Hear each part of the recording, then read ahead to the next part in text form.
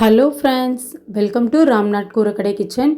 இன்றைக்கி நம்ம கிச்சனில் மீல் மேக்கரும் முட்டையும் வச்சு ரொம்ப டேஸ்டியான ரொம்ப சிம்பிளாக செய்யக்கூடிய ஒரு லஞ்ச் பாக்ஸ் ரெசிபி தாங்க பார்க்க போகிறோம்.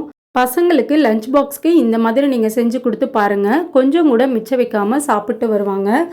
அந்த அளவுக்கு இதோட டேஸ்ட் இருக்கும். வாங்க இந்த சிம்பிள் அண்ட் டேஸ்டியான எக் மீல் மேக்கர் ரைஸ் எப்படி செய்கிறதுன்னு நம்ம வீடியோக்குள்ளே போய் பார்க்கலாம். ஃபஸ்ட்டு இந்த ரெசிபி செய்கிறதுக்கு தண்ணி ஒரு 2 கப் அளவுக்கு கொதிக்க வச்சுருக்கேங்க. தண்ணி நல்லா சூடானதுக்கப்புறம் கொஞ்சமாக உப்பு சேர்த்துக்கலாங்க. இது கூட நம்ம 1 கப் அளவுக்கு மீல் மேக்கர் எடுத்து வச்சுருக்கோங்க, அதை சேர்த்துக்கலாம். நீங்கள் பெரிய மீல் மேக்கர் தான் சேர்க்கணும்னு இல்லைங்க, சின்ன மீல் மேக்கர் இருந்தாலும் சேர்த்துக்கலாம்.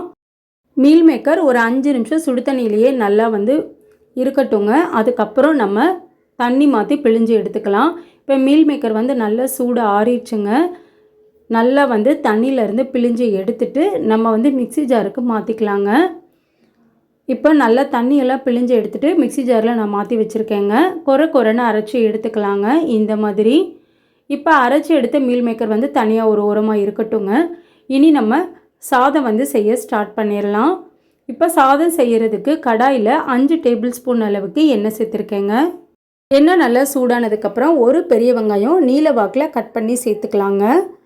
வெங்காயம் ரொம்ப வதங்கணுங்கிறது இல்லைங்க, கண்ணாடி பதம் வர அளவுக்கு வதங்கினா போதும். இப்போ ஒரு 3 நிமிஷம் கிட்ட வெங்காயத்தை நல்லா வதக்கியாச்சுங்க. வெங்காயத்தோட கலர் இந்த அளவுக்கு மாறினா போதும். இது கூட நம்ம இஞ்சி பூண்டு பேஸ்ட்டு 1 டேபிள் ஸ்பூன் அளவுக்கு சேர்த்துக்கலாங்க. இஞ்சி பூண்டு பேஸ்ட்டோட பச்சை வாசனை போகிற வரைக்கும் நல்லா வதக்கி விட்டுக்கலாங்க. இப்போ இஞ்சி பூண்டோட பச்சை வாசனை எல்லாம் நல்லா போயிடுச்சுங்க. இது கூட நம்ம தக்காளி சேர்த்துக்கலாங்க. பெரிய தக்காளியாக வேணாங்க, மீடியம் சைஸ் தக்காளியாக 1 தக்காளி நல்லா மெல்லிசாக கட் பண்ணி சேர்த்துக்கோங்க. தக்காளி வதங்கிறதுக்கு கொஞ்சமாக உப்பு சேர்த்துக்கலாங்க. தக்காளி ஓரளவுக்கு நல்லா வதங்கிடணுங்க. இப்போ பாருங்கள், தக்காளியோட தோல் இந்த அளவுக்கு நல்லா சாஃப்டாகிடுச்சு. இது கூட நம்ம மசாலா தூள் ஒவ்வொன்றா சேர்த்துக்கலாங்க. மஞ்சத்தூள் 1/4 டீஸ்பூன் அளவுக்கு சேர்த்துக்கலாம். மிளகாத்தூள் 1/4 டீஸ்பூன் அளவுக்கு சேர்த்துக்கலாங்க. கரம் மசாலா 1 டீஸ்பூன் அளவுக்கு சேர்த்துக்கலாங்க. மிளகுத்தூள் 1/4 டீஸ்பூன் அளவுக்கு சேர்த்துக்கலாம். இப்போ நம்ம சேர்த்துருக்க மசாலா பொருள் எல்லாத்தையுமே எண்ணெயிலேயே நல்லா வதக்கி விட்டுடலாங்க.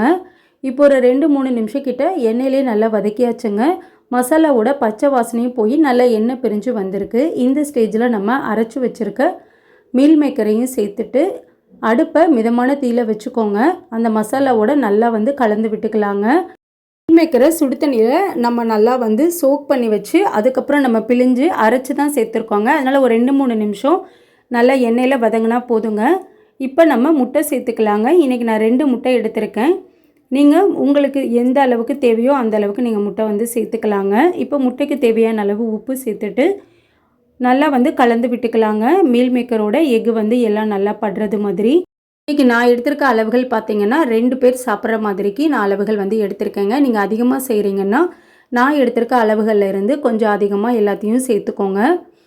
இப்போ ஒரு 3 நிமிஷம் கிட்ட முட்டை சேர்த்துட்டு நல்லா வதக்கி விட்டாச்சுங்க.